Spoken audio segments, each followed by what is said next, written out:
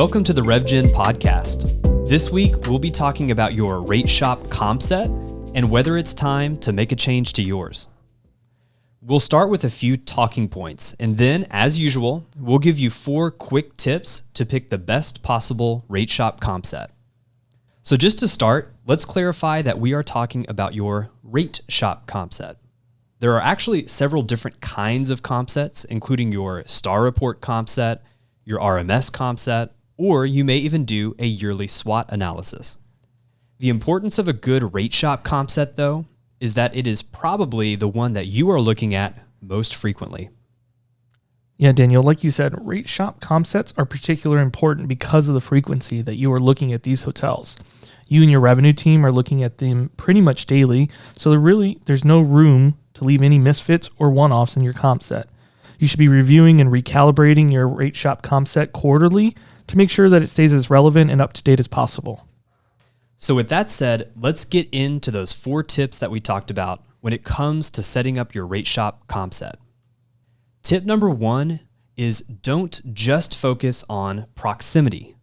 The hotel that's right next door is probably useful to have in your Compset, but be sure that you're comparing apples to apples. Consider the type of hotel. Are you the only extended stay hotel in your rate shop Compset? Is the hotel across the parking lot a 1-star dump? Consider things like the total number of rooms and even things like review score. For tip number 2, I like to look at who shares my hotel's same demand drivers. If your hotel is near an airport, picking something 20 minutes away downtown similar in size may be a good thought, but you are most likely looking at completely different customers. Same thing if you're a leisure-focused hotel, picking a hotel in a business park, it may give you a good idea of what's going on during the midweek, but if those are not customers you are actively working on attracting, it may skew your rate decisions 4 to 5 days a week.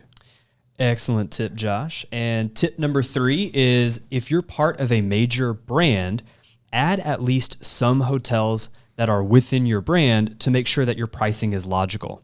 So to use an example, if I manage a Hampton, I would probably want something like a True and then maybe an Embassy or an HGI in my rate shop. This will give me an idea of where the more economy hotels are pricing and then where the more full service hotels are pricing within my brand's hierarchy.